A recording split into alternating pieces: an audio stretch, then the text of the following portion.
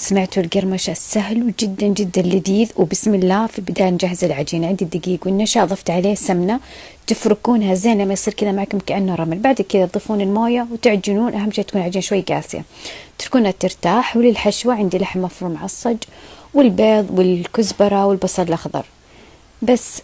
بعد كذا فردت العجينة بشكل مستطيل، وأهم شيء تكون مرة خفيفة. بعد كذا تضيفون الحشوة وتضيفون الموية في أطراف العجينة وتقفلونها بالشكل هذا وتحددونها زين. بعد كذا تقصونها وتتأكدون كل الأطراف مقفلة زين، تطلع معكم بالجمال ذا.